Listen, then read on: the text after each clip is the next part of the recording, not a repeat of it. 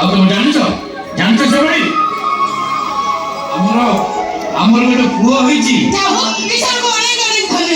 ଏୟାରପୋର୍ଟରେ ପହଞ୍ଚୁ ତତେ କୃତଜ୍ଞତା ଜଣାଇବା ପାଇଁ ସଙ୍ଗୀତା ଧରି ବସିଲା ଆଉ କହିଲା ଯୋଉ ଦେବୀ ଆମ ମା ଛୁଆଙ୍କୁ ନୂଆ ଜୀବନ ଦେଇଛନ୍ତି ଆମେ ପ୍ରଥମେ ତାଙ୍କ ପାଖକୁ ଯିବା। କେମିତି ଆସିନଥାନ୍ତେ? ଆଜିକାଲି ଅସୁବିଧାରେ ପଡ଼ିଲେ ବନ୍ଧୁମାନେ ବି ଫୋନ ଉଠାଉନାହାନ୍ତି ଆଉ ଦେଖା ହେଲେ ନ ଚିହ୍ନିବାର ଅଭିନୟ କରି ଚାଲି ଯାଉଛନ୍ତି। ହେଲେ ତମ ବନ୍ଧୁତା କୃଷ୍ଣ ସୁଦାମାଙ୍କ ତ୍ୟାଗକୁ ଆଉ ଥରେ ମନେ ପକେଇ ଦଉଛି। କିଛି ବି କରିନି ତଥାପି ତମ ପରି ମଣିଷ ପାଖରେ ମୋ ମୁଣ୍ଡ ରହି ଯାଉଛି। ମୁଁ ତାଙ୍କ ପାଖରୁ ଶୁଣିଛି ପାଠ ପଢିଲା ବେଳେ ତମେ 3 ଜଣ ଭଲ ସାଙ୍ଗ ଥିଲ, ପରସ୍ପର ସୁଖ ଦୁଃଖକୁ ସମାନ ଭାବେ ଭାଗବାଣ୍ଟ କରି ନେଉଥିଲ। ଆଜି ବି ସେ ସମ୍ପର୍କ ସେମିତି ଅତୁଟ ରହିଛି ବନ୍ଧୁ ପତ୍ନୀ। ଆରେ ଯାହାର ଉଦାହରଣ ତମେ ଏଠି ନିଜ ଆଖିରେ ଦେଖିଲ। ସେ ଭାଇ ମୋ ବନ୍ଧୁ ପତ୍ନୀ ଆଉ ସରୋଜର କହିବା କଥା ସେ ପିଲାଟାର ନାଁ ତୁ ବାଛିବୁ। ହଁ ତୁ ନିଜ ଲାଗୁଥିବା ସେ ପୁଅକୁ ମୋ ହାତକୁ ଦିଅ, ତାପରେ ମୁଁ ତମ କଥା ରଖିବି। ହଉ ହେଲା, ଏଇ ନିଅ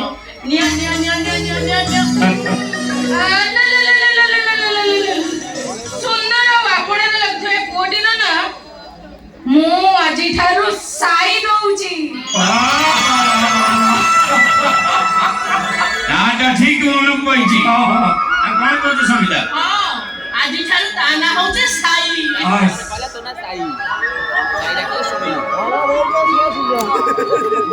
ଆଚ୍ଛା আমি তাহলে আসুଛୁ ভাই। ଆଉ ଶୁଣ ତମର ଯେତେ କାମ ଥାଉ ନା କାହିଁକି ସାଇରେ 21 ଦିନ ତମେ ନିଶ୍ଚୟ ଯାଇ ପହଞ୍ଚିବ। ହେଲା ଆମେ ଆସିଲୁ। ଚାଲ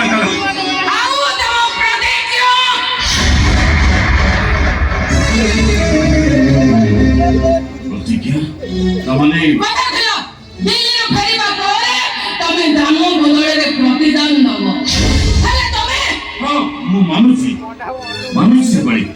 ସେଦିନ ମୁଁ ତମ ମୁଣ୍ଡ ଛୁଇଁ ଶପଥ କରିଥିଲି, କିନ୍ତୁ ଏମିତି ହଠାତ୍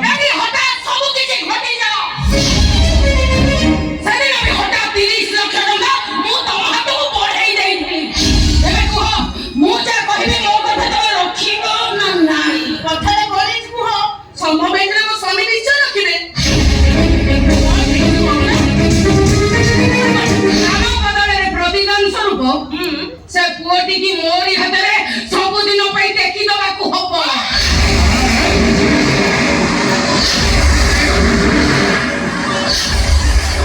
ଆଉ ନିଜ ସ୍ୱାମୀକି ଏଇଠି ଛାଡି ତତେ ସବୁଦିନ ପାଇଁ ଚାଲି ଯିବାକୁ ହବ।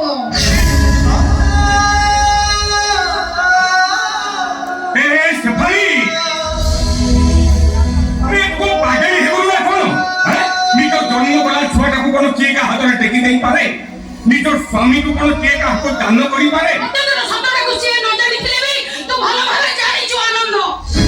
ପୁରୁଣା ଦିନକୁ ଫେରିଗଲେ ତ ସ୍ୱାମୀ ମୋ ପ୍ରେମିକ ଥିଲା, ପ୍ରତିଶ୍ରୁତି ନେଇ ଖୁବ ସହଜରେ ସେ ମତେ ଠକି ଦେଲା। ଆଜ ବାହାନରେ ମୁଁ ସୁଯୋଗକୁ ଅପେକ୍ଷା କରିଥିଲି, ଯେତିକି କାନ୍ଦିଛି ସେତିକି କନ୍ଦାଇବି। ତାହେଲେ ମୋତେ ସାହାଯ୍ୟ କରିବା କଣ ଦରକାର ଥିଲା? ବାଜାରୀ ସେମାନଙ୍କୁ ମରିବାକୁ ଛାଡ଼ିଦେବି। ଏମିତି କରିଥିଲେ ମା ପିଲାଙ୍କ ଭିତରୁ ଜଣେ ବଞ୍ଚିଥାନ୍ତା। ତମକୁ ପାଇ ନ ପାଇବା ଦୁଃଖରେ ସେ ଭାଇ ସାରା ଜୀବନ କାନ୍ଦିଥାନ୍ତା। କାନ୍ଦିବାଟା ବୋଧେ ତ ଭାଗ୍ୟରେ ଲେଖା ଥିଲା। କାହା ରହିଥିଲା ଏତେ ଦିନ ତଳର କଥାକୁ ଗୁଞ୍ଜି କରି ପ୍ରତିଶୋଧର ପଞ୍ଜୁରୀ ଭିତରେ ତୁ ଏମାନଙ୍କୁ ବନ୍ଦୀ କରି ରଖିବାକୁ ଚାହିଁନଥାନ୍ତୁ।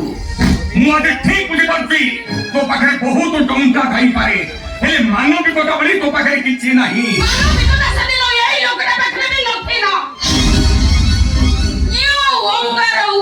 ପରିପୂରକ ଏଇ କଥା ମୁଁ ବୁଝେଇ ଦେବାକୁ ଚାହେଁ।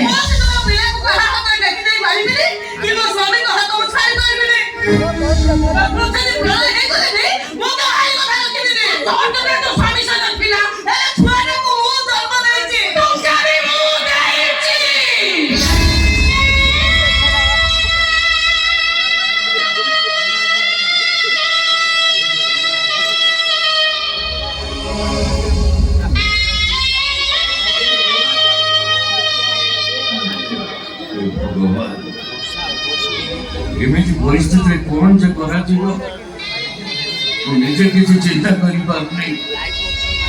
ଭାବିଥିଲି ବନ୍ଧୁତ୍ୱର ଦହିରେ ସେପାଳି ମୋତେ ସାହାଯ୍ୟର ହାତ ବଢ଼େଇଛି, କିନ୍ତୁ ଜାଣିନଥିଲି ନଈ ମଝିକୁ ନେଇଯାଇ ନିଜେ କୁମ୍ଭୀର ସାଜି ଏ ଛାତିର କଳିସାଟା ଅବସ୍ଥା ଲୋଭ ଅଛି ବୋଲି। ନାଇଁ, ମୁଁ ଗଛ ମରିଯିବି, ହେଲେ ଏଭଳି ସର୍ତ୍ତ କେବେ ରକ୍ଷା କରିପାରିବିନି। ଏ ସେପାଳି, ତମେ ଯଦି କହିବ ତମର ସବୁ ଟଙ୍କାର ସୁଧମୂଳ ଶୁଝିବା ପାଇଁ ମୁଁ ମୋ ଘର ଦ୍ୱାର ଜମି ବାଡ଼ି ବିକ୍ରି କରି ମୁଁ ପଛେ ଗଛ ମୂଳକୁ ଚାଲିଯିବି, ହେଲେ ମୋ ଜୀବନଠୁ ମୁଁ କେବେ ଅଲଗା ହେଇପାରିବି। ତାହେଲେ ମୁଁ ଭାବିନେବି ଏ ଦୁନିଆରେ ଧର୍ମ ନାହିଁ। ଚନ୍ଦ୍ର ଦିନ ରାତି ଏସବୁ ମିଛ। ଦିନ ପ୍ରତିଜ୍ଞା କରି ଠକି ଦେଇ ସାରା ଜୀବନ ମତେ କାନ୍ଦିବାକୁ ଛାଡ଼ିଦେଲ।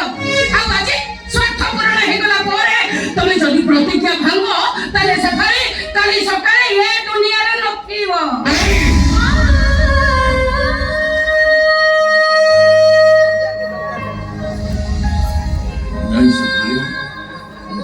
ସେମିତି କୁହନି, ମତେ ଏମିତି ଧର୍ମ ସଂକଟରେ ପକାଇ ଦେଇ ଏମିତି ଗୋଟେ ଦ୍ୱନ୍ଦ୍ୱର ବନ୍ଧରେ ଚାଲିବା ପାଇଁ ବାଧ୍ୟ କରନି। ସେଫାଳିର ଜି ତମେ ଭଲ ଭାବେ ଜାଣିଛ। ତମକୁ ପାଇପାରିଲିନି ବୋଲି ଆଜି ପର୍ଯ୍ୟନ୍ତ ମୁଁ ସିନ୍ଦୁର ପିନ୍ଧିନି। ଆରେ ସିନ୍ଦୁର ନ ପିନ୍ଧିବା ତୋର ଗୋଟେ ପାଗଳାମି ଥିଲା। ତୁ ଯେମିତି ଜଣେ ନାରୀ, ସିଏ ବି ଠିକ ସେମିତି ଜଣେ ନାରୀ। ତୁ ଜଣେ ନାରୀ ବି ଆଉ ଜଣଙ୍କର ସିନ୍ଦୁର ଆଉ ତା ଛୁଆକୁ ଛଡେଇ ଆଣିବାକୁ ଜିଦ୍ ଧରିବା, ଏଇଟା ଗୋଟେ ଠିକ କଥା? ତୁ ସିନ୍ଦୁର ପିନ୍ଧିନୁ ବୋଲି ସ୍ୱାମୀ ସ୍ତ୍ରୀ ସମ୍ପର୍କର ପିଚୁ ରାସ୍ତାଟା ଦେଖିନୁ। କଷ୍ଟ କରି ପିଲା ଜନ୍ମ କରିନୁ ବୋଲି ମମତାର ବନ୍ଧନ କଣ ବି ତୁ ଜାଣିନୁ।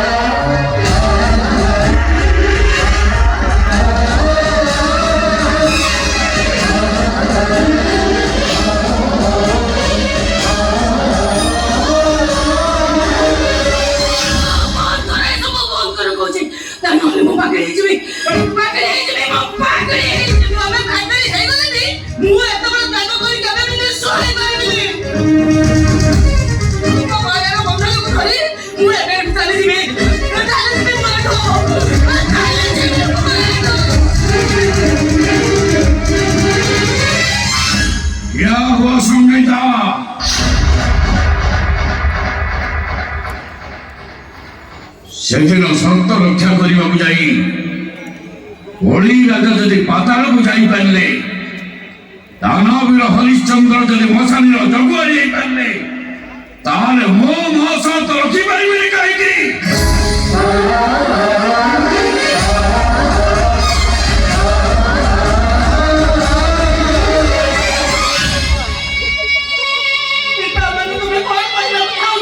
ସେଦିନର ପ୍ରତିଜ୍ଞା ମୁଁ ଏବେ କରିବିନି, କିନ୍ତୁ ଏବେର ପ୍ରତିଜ୍ଞା ପାଇଁ ମୁଁ ଦୁଃଖର ପାତାଳକୁ ଯିବା ପାଇଁ ପ୍ରସ୍ତୁତ ଅଛି। ସ୍ନେହ ସମ୍ପର୍କର ବନ୍ଧନଠୁ କାଗଜ ଗୁଡ଼ି କରି ଅଲଗା ହୋଇ ମୁଁ ଆଜି ସେପାଳିର କଥା ରଖିବି।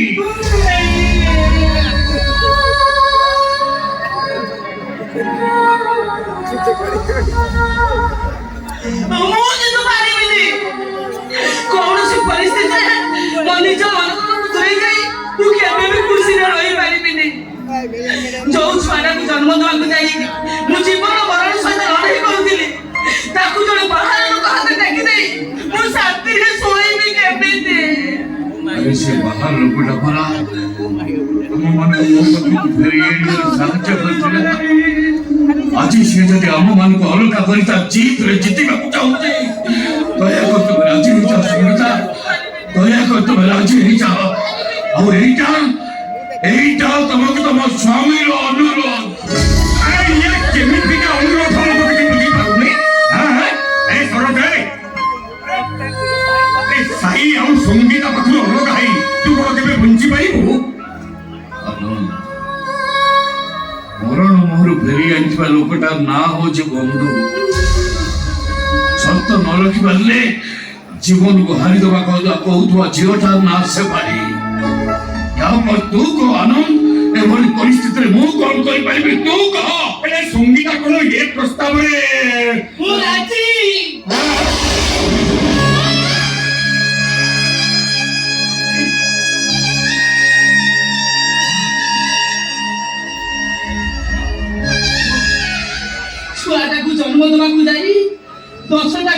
କରିଛି ବୋଲି ଡକ୍ଟର କହୁଥିଲେ 10 ଘଣ୍ଟା ମୋର ସେନ୍ସ ନଥିଲା ବୋଲି ସିଷ୍ଟର କହୁଥିଲେ ସବୁ ପରେ ବି এই ସେଫାଳିଙ୍କ ଟଙ୍କାରେ ମୁଁ ପୁରା ନୂଆ ଜୀବନ ପାଇଛି ମୋ ସ୍ୱାମୀଙ୍କ କଥାରେ ଏ ଜୀବନଟାକୁ ସୁଧ ମୂଳରେ ହିସାବ କରି ଫେରେଇଦେଲେ କ୍ଷତି କ'ଣ ହବ ମୁଁ ଚାଲିଯିବି ସରୋଜ ମୋ ପୁଅକୁ ସେଫାଳି ହାତରେ ଟେକି ଦେଇ ତମକୁ ଶେଷ ଦେଖା କରି ମୁଁ ଏଠୁ ଚାଲିଯିବି ନାଇଁ ସଙ୍ଗୀତା ନାଇଁ ମୁଁ କିନ୍ତୁ ଏଇଟାକୁ ଆତ୍ମ ସହିପାରିବିନି ନା ମୁଁ କେବେ ସହିପାରିବିନି সম্পর্করে কেবে মিশানো ফেড়ানো নথায় কাহিঁকি না নিজের লোকমানଙ୍କୁ নেই তুমি যেমিতি মিশানো ফেড়ানো কলে বি শেষরে ভাগ ফল সেই শহেরে শেষ হইଥାଏ এই সঙ্গীতা সঙ্গীতা এই ছোট ছোটা তম গোড়ে কুয়া কুয়া হেই রড়ি খেলুছি ଆଉ ମୋ ସାଙ୍ଗ ସରୋଜ ସେଠି ଛୋଟ ପିଲାଙ୍କ ଭଳି କାନ୍ଦୁଛି ତମେ ତାକୁ ଛାଡ଼ି ଦେଇ ଚାଲି ଯିବା ପାଇଁ କେମିତି କହିପାରୁଛ କେମିତି କହିପାରୁଛ ମାୟା ବନ୍ଧନକୁ ତୁଟେଇ ଦେଇ ନ ଗଲେ ମୋ ସ୍ୱାମୀଙ୍କ ଶପଥ ପାଣିର ଗାର ପାଲଟିଯିବ ଆଉ ସେଫାଳିର ତ୍ୟାଗ ଅଦିନିଆ ବର୍ଷା ପରି ମାଟିରେ ଧୋଇ ହେଇଯିବ ବରଂ ତାର କୁଆ କୁଆ ଡାକକୁ